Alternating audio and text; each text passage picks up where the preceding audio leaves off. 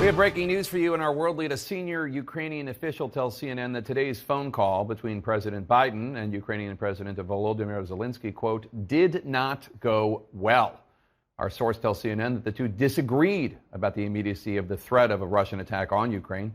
The White House and Pentagon have been emphatic that they believe an attack could be imminent. We should note the White House just released its own readout of that call, and there was no mention of President Biden's warnings or the two presidents' disagreements. The White House did say Biden underscored America's commitment to Ukraine's sovereignty.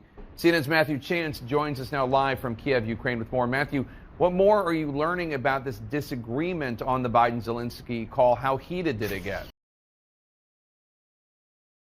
I'm not sure I could characterize how heated it got, but there was definitely a disagreement about the sort of level of risk that the country is facing when it comes to a Russian invasion. On the one hand, you've got President Biden. This is according to an official who briefed me on the conversation that was had on the telephone call this evening. On the one hand, President Biden saying the threat is imminent. I mean, we've heard this before. The Ukrainians pushing back on that, saying that the threat, according to their intelligence analysts, is a bit more ambiguous than that, and it's possible that there won't be an invasion, whereas President Biden apparently telling his Ukrainian counterpart that an invasion was virtually certain later on in February when the ground becomes more frozen in this country. He went on to say that he warned the Ukrainian leader that the capital, Kiev, this city here, could be sacked. And that's the word he apparently used, according to this Ukrainian official, sacked by Russian forces, who he said may attempt to occupy it. There was also some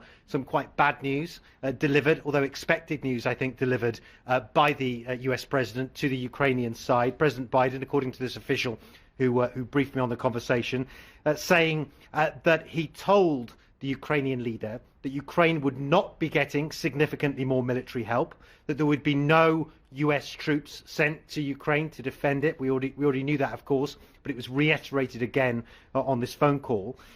Also, no sophisticated weapons, further sophisticated weapons delivered to Ukraine from the United States.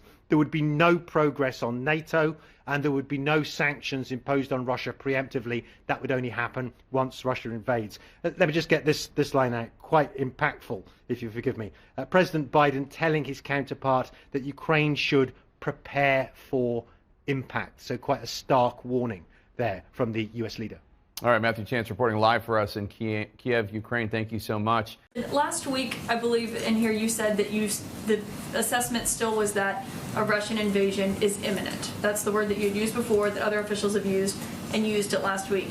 But yesterday, the ambassador to the United Nations, Linda Thomas-Greenfield, said she would not use the word imminent. She said she does not think a Russian invasion of Ukraine is imminent. So I guess we just need some clarification on where that assessment stands right now. I used that once. I think others have used that once, and then we stopped using it because I think it sent a message that we weren't intending to send, which was that we knew that President Putin had made a decision. I would say the vast majority of times I've talked about it, we said he could invade at any time. That's true. We still don't know that he's made a decision. Okay, so you're not using that word. I think I used it once last week. But the decision now is that you're not describing it as imminent anymore. I haven't in over a week.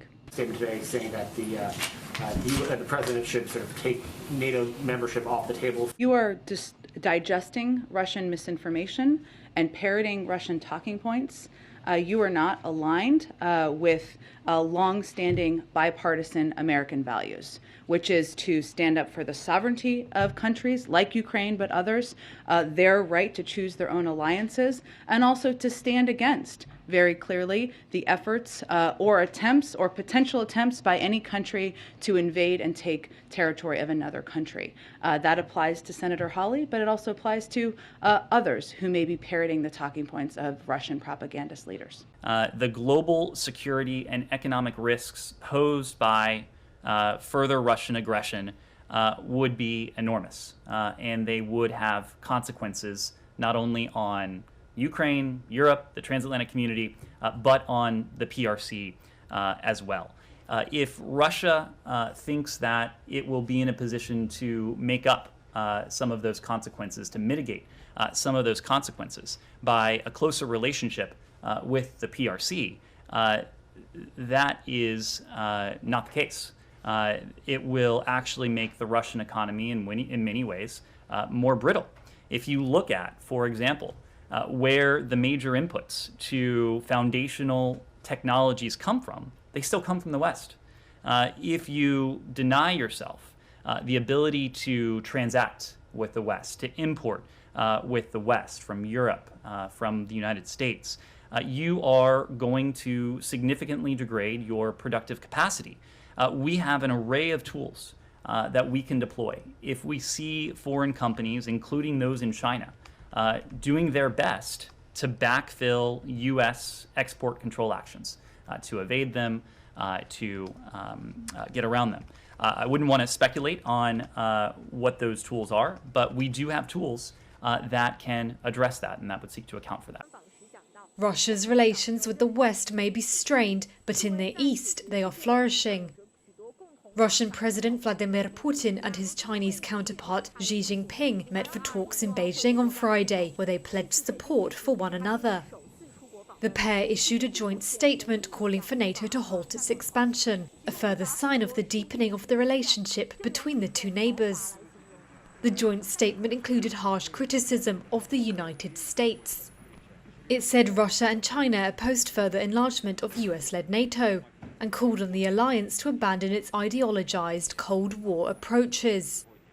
A halt to NATO's eastward addition of new member states is a key demand of the Kremlin in its standoff with the West over Ukraine.